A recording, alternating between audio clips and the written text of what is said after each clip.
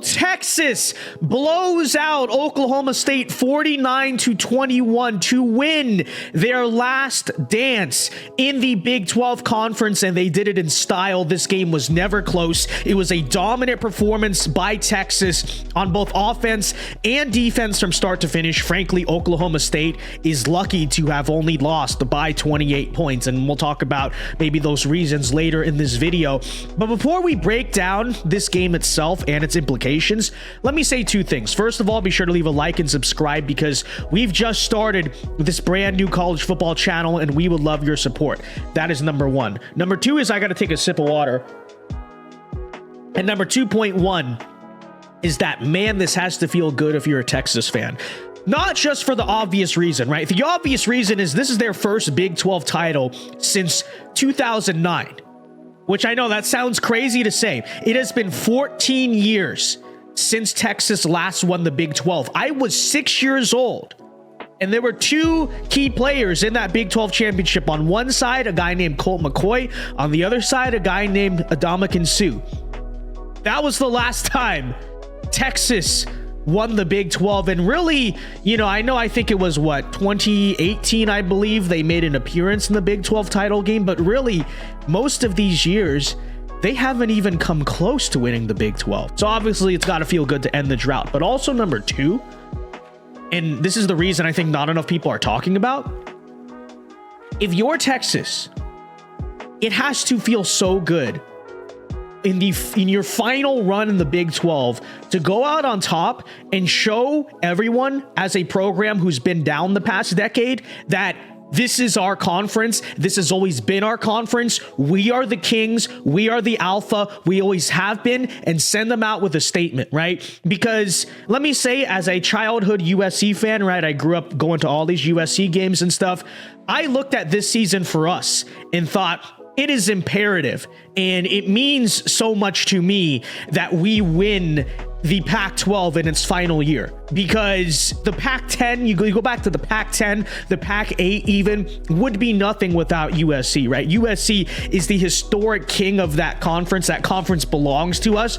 And so in our final ride in that conference, you need to go out on top. And I was hoping we would see actually a rematch because one of the college football playoff semifinals is in the Rose Bowl this year, right? Was really hoping for a Rose Bowl rematch between USC and Texas, but unfortunately, we did not keep up our end of the bargain, but you guys did, and that has to feel so satisfying, right? Because you've heard for the past 10 years, all these little school, and I will say, little irrelevant school Big 12 fans like barking at you, haha, Texas sucks, has to feel so good. The king is back, and honestly, I'm really happy for you guys.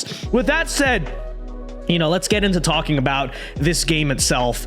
I mean, first of all, let me say, not to dog on Oklahoma State, because credit to them for making it here, but also to another degree, as we talked about in the prediction video for this game, they really didn't truly belong here. They had probably the easiest schedule in the Big 12.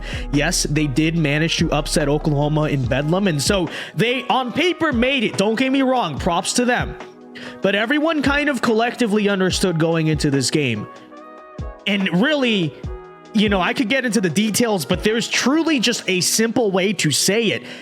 Texas was so much better than Oklahoma. They're just a better team. There really did not seem to be a single matchup in this entire game on either side of the ball that Oklahoma State was really winning. You take a look at the stat lines here. Quinn Ewers throws for 452 yards and 4 touchdowns. Did throw 1 interception. But that also is part of the reason why the score is the way it was, right? Because after the first quarter, really the Texas defense didn't let up a touchdown to Oklahoma State.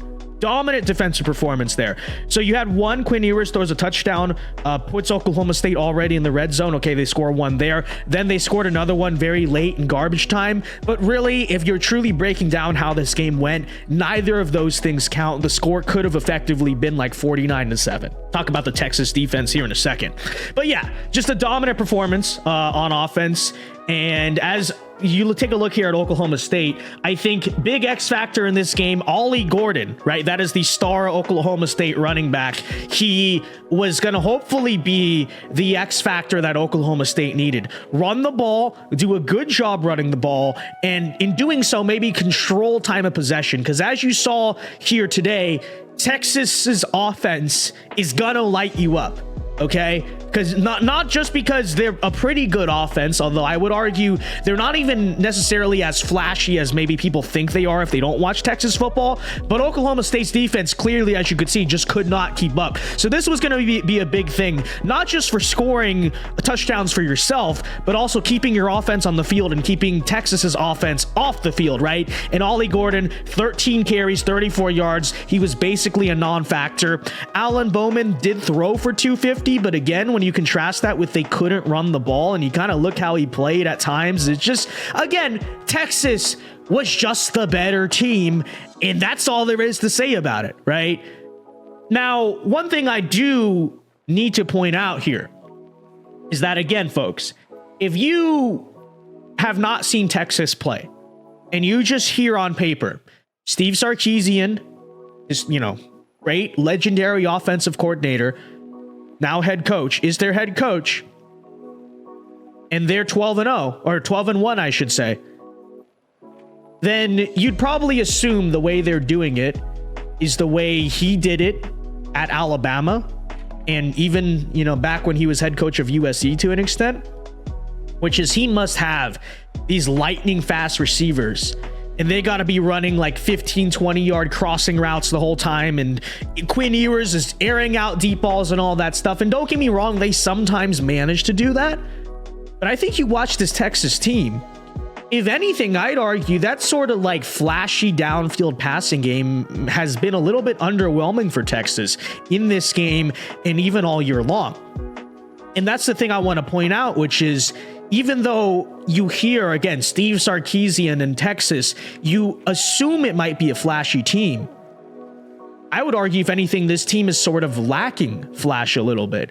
I think the real way and the real strength for Texas actually is physicality. If you ever watch Texas play, just pay attention to how big, like, their front line, their offensive line, first of all, is compared to the defense. And even I would argue how big their players on defense are compared to the other offense, right? This is a tough, physical team. The offensive line, one of the best in the country. And that's going to be very important next year going into the SEC, because I think the real question mark for adding new teams into, whether it's the Pac-12 going into the Big Ten or the Big 12 going into the SEC, right? Smaller name conferences into bigger name conferences. I think the question, and it still is a question mark for a lot of different teams, is not necessarily the athletes, right? Like, out west, USC, Oregon, and Washington, it's the West Coast. They're going to have speed on the outside. Texas, Oklahoma, the last couple of years before these two new head coaches got there, both of them definitely had a lot of flash on the outside. The question was always the trenches. Can they handle the line of scrimmage? I think you look at this Texas offensive line this year, by far one of the best in the country, manhandled Alabama. Sure, it was in week 2, but that still matters, right? This is a team, this is a Texas program that is physically ready for the SEC, number one. And number two, I think, is physically ready for the playoffs. Okay, now I know it's like, okay, do they deserve to be there? Are they going to make it with everything else? I don't know. I'm not here to comment on that. We'll talk about that, Sunday or maybe later tonight. All I'm saying right now is physically, this is a tough, physical Texas team that has all of the, trench work needed to compete at a national championship level. I truly believe that. You do like to see this.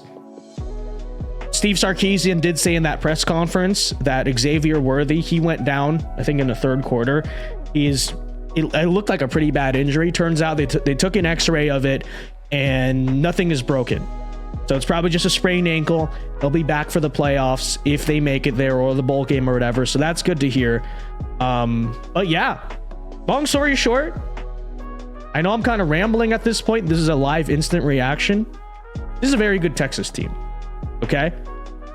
And the point I'm trying to drill home is this is not just a Texas team that has a lot of flash. Oh, Steve Sarkisian. No, this is a tough, physical Texas team. And this is a team built, I think, with everything it takes to, if they make it to the playoffs, make a run for the national title. Okay?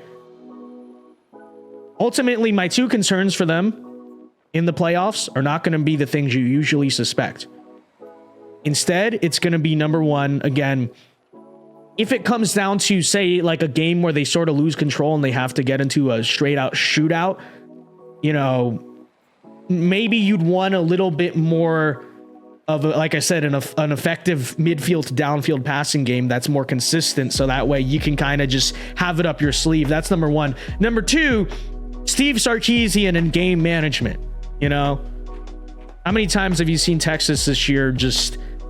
Texas historically, and even Steve Sarkisian, just blow leads and stuff like that. So anyways, with that said, though, that's neither here nor there. And by the way, one last thing I do have to say here, okay? I gotta address all of the trolls that were in my comment section about the Washington-Oregon game last night saying, see, you don't know what you're talking about. You know nothing about this sport because you predicted Oregon, much like most of the college football media, to beat Washington, and you're terrible at this. Okay.